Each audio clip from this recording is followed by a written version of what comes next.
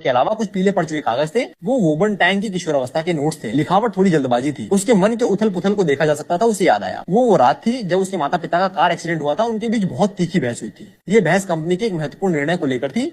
पापा जोखिम उठाने पर अड़े थे। मम्मा भी उनका समर्थन कर रही थी। लेकिन जवान वोबन बुरी तरह विरोध कर रही थी। उसने कड़े शब्दों में कहा भी था, अगर तुमने ऐसा किया तो तुम हम सबको बर्बाद कर दोगे। डायरी में उसने अपने माता पिता के अड़ेलपन पर नाराजगी लिखी थी। और भविष्य के डर भी अंतिम पंक्ति थी। अगर एक दिन ये परिवार बिखर गया तो ये निश्चित रूप से उनकी गलती होगी। ये शब्द समय के साथ दब गए थे और अब एक जंग लगी। चाबी की तरह वान टैंक की याद में एक बंद दरवाजा खोल रहे थे। वो अचानक कुर्सी पर गिर गई, ठंडे पसीने से तर थी। आखिरकार उसे याद आया जिस दिन उसके माता पिता का एक्सीडेंट हुआ था। उससे पहले रात उन्होंने बहस की थी। वो उन्हें विदा तक करने नहीं गई थी और उसके बाद के सभी वर्षों में अपार दुख और अपराध बोध ने उसे इस अप्रिय स्मृति को चुनिंदा रूप से भुला दिया था। उसे केवल ये याद था कि उसके माता पिता उसके साथ कितने अच्छे थे और वो कितनी असहाय थी। पता चला कि जब नियान बीमारी के दर्द को सह रहा था तो मैं भी अपने जीवन में एक और अपराध बोध ले जा रही थी अपने माता पिता की मौत के लिए। मैंने हमेशा सोचा कि नियान का जाना मेरी बेकार होने की सजा थी। मैंने कभी नहीं सोचा था कि शायद ये उस कठोर शब्द का भी परिणाम था जो मैंने उस समय कहा था। एक प्रकार का प्रतिशोध अपराध बोध की ये परत चढ़ी भावना ने उसे लगभग कुचल कर रख दिया। वो 2 पूरे दिनों तक स्टडी में बंद रही। बाहर निकलकर उसने अपने असिस्टेंट लिन से कहा, लिन ही, मैं नियान और चांगशेंग और पापा और मम्मी को श्रद्धांजलि देने जा रही हूँ। कब्रिस्तान में जहाँ नियान और चांगशेंग एक साथ दफन है, वो बिल्कुल पापा और मम्मी की कब्र के बगल में है। ये उसने बाद में व्यवस्था की थी। तस्वीर में वो जवान लड़का अब भी इतना दमकता हुआ मुस्कुरा रहा है। चांगशेंग आज्ञाकारी रूप से उसके पैरों में बैठा है। वान टैंग ने एक काला ट्रेंच कोट पहना है। वो हल्की बारिश में बिना छाता लिए खड़ी है। काफी देर तक समाधि के पत्थर पर तस्वीर देखती रहती है, फिर धीरे से घुटने टेक देती है। वो नहीं रो रही है, बस अपनी उंगलियों से तस्वीर पर लगे पानी के छोटे छोटे कतरे पहुंच रही है। नियान लगता है बहन को अब कुछ समझ आ गया है। मैं हमेशा सोचती थी कि मैं काफी अच्छी नहीं थी, इसलिए तुम्हें खो दिया। अब सोचती हूँ तो शायद पहले से ही हमारे परिवार का भाग्य एक मुश्किल रास्ते पर धकेल दिया गया था। पापा को जोखिम लेना था, मम्मा ने उनका समर्थन किया। मैं उस समय बहुत जिद्दी थी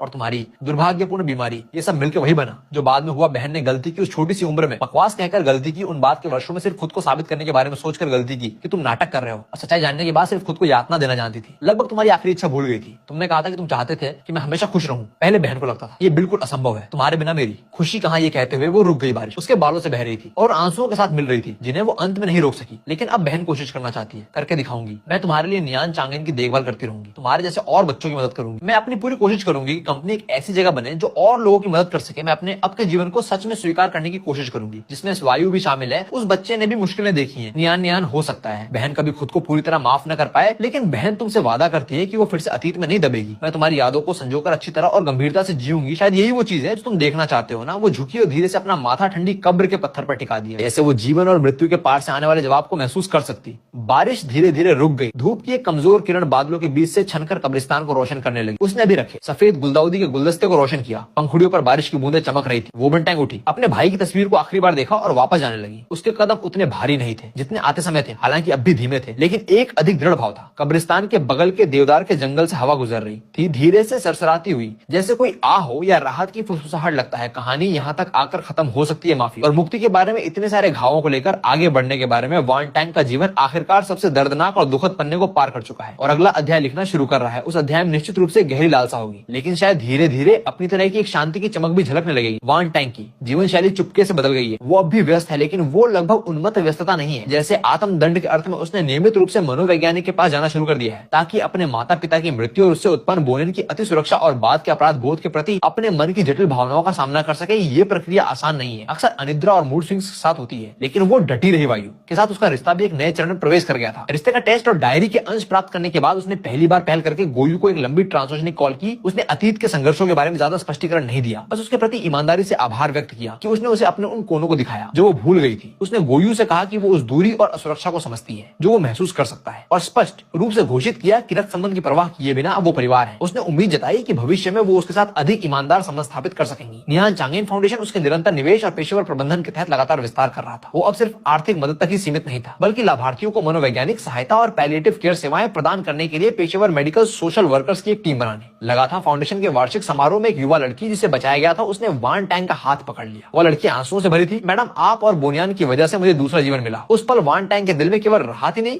बल्कि एक अजीब सी शांति उमड़ी, जैसे नियान का जीवन किसी और रूप में जारी था। वो अब भी समाधि स्थल पर जाती थी, लेकिन अब हमेशा दुख में डूबी नहीं रहती थी। कभी वो गुलाब के फूलों का गुलदस्ता ले जाती जो नियान को पसंद थे, अभी बस चुपचाप थोड़ी देर बैठकर उसे फंड की ताजा स्थिति के बारे में बताती या कंपनी में सामने आए समस्याओं के बारे में शिकायत करती, जैसे उसका भाई अभी भी उसके पास हो। एक बार चांग शेंग की छोटी सी समाधि के सामने उसने एक नया खिलौना रख दिया और कहा चांगशेंग अच्छे से देखभाल करना। समय बीतता गया। एक बिजनेस फोरम के समापन के 2 साल बाद वान टैंग होटल के लॉबी में अप्रत्याशित रूप से एक जाने माने व्यक्ति से मिली। वो पहला पत्रकार लिंक था जिसने उस दिन डायरी खोजी थी और लाइव स्ट्रीमिंग पेश की थी। अब वो उद्योग में अत्यधिक प्रतिष्ठित मीडिया प्रोफेशनल था जिसकी कनपटी पर कुछ सफेद बाल थे। रिपोर्टर लिंक मुस्कुराते हुए पास आया और उसकी आंखों में बमुश्किल ध्यान देने योग्य खोज का निशान था। मैडम वो बहुत दिनों बाद मिले। वोबन टैंग ने शांत स्वर में हाथ मिलाया। रिपोर्टर लिंक कैसे हैं? आप दोनों होटल के कैफे में बैठ गए। अभिवादन के बाद रिपोर्टर लिंक ने थोड़ा संकोच किया, फिर भी बोल उठा, मैडम बोन वर्षों में आप ठीक है? वान टैंग धीरे से अपने कप में कॉफी चलाते हुए खिड़की के बाहर संपन्न शहर के दृश्य को देखते हुए धीरे से बोली, नो अच्छा कह सकती हूँ। नो बुरा, मैंने खुद के साथ समझौता करना सीख लिया, अतीत के साथ सह अस्तित्व में रहना सीख लिया है। मुझे लगता है इसे ही बढ़ना कहते हैं, लेकिन मेरी कीमत बहुत अधिक थी। उस डायरी ने बहुत से लोगों को बदल दिया जिसमें मैं भी शामिल हूँ। इसने मुझे जीवन की नाजुकता और परिवार के बंधनों के भार को अधिक गहराई से समझाया। मैं हमेशा एक मौका ढूंढना चाहता था आपको औपचारिक रूप से धन्यवाद देने का और साथ ही माफी मांगने का, उस तरह से सच्चाई उजागर करने का शुक्रिया अदा करने वाली। तो मुझे होना चाहिए। आप मेरे लिए न्यान न्यान की आखिरी आवाज लेकर आए। हालांकि प्रक्रिया दर्दनाक थी, लेकिन उस डायरी के बिना शायद मैं हमेशा अपने बुने हुए झूठ में जीती रहती। ये सच में उसके साथ अन्याय होता। थोड़ी देर के सन्नाटे के बाद रिपोर्टर लिन ने ऐसा लगा जैसे कोई फैसला ले लिया हो। उसने अपने ब्रीफ केस से एक हल्का पीला क्राफ्ट पेपर का लिफाफा निकाला और वान टैंग की तरफ खिसका दिया। वोबन थोड़ा असमंजस में थी। ये क्या है? ये डायरी के साथ ही था जब मैंने उस समय बोनियन के सामान व्यवस्थित किए थे। उस समय मुझे लगा ये उचित समय नहीं है, इसलिए मैंने इसे अपने पास रख लिया। अब मुझे लगता है कि इसे आपको सौंपने का समय आ गया है। वोबन का दिल धड़क उठा। उसने गहरी सांस ली और सावधानी से लिफाफा खोला। अंदर कोई पत्र नहीं था, बल्कि एक थोड़ी फीकी रंगीन ड्राइंग थी जो जाहिर तौर पर किसी नोटबुक से फाड़ी गई थी, क्योंकि उसके किनारे आसमान थे। तस्वीर में रंगीन पेंसिलों से सावधानी पूर्वक बनाया गया एक दृश्य था। आसमान नीला था, सूरज तेज चमक रहा था, घास हरी और घनी थी। एक लड़की जिसके बाल जुड़े थे और चमकती मुस्कान थी, जो स्पष्ट रूप से युवा वोबन थी। उसके एक हाथ में एक छोटा बच्चा बोनियन था और दूसरे हाथ में एक बेज रंग का छोटा कुत्ता चांग शेंग था। उनके पीछे पापा और मम्मी मुस्कुराते हुए खड़े थे। ड्राइंग के ऊपरी बाएं कोने में टेढ़े अक्षरों में लिखा था, मेरा परिवार, लेखक बोनियन, शुभकामना। और मुझे उम्मीद है कि मेरी बहन हमेशा खुश रहे। ड्राइंग के पीछे और भी छोटे और अधिक लापरवाह अक्षरों में एक पंक्ति थी जिसे बोनियन ने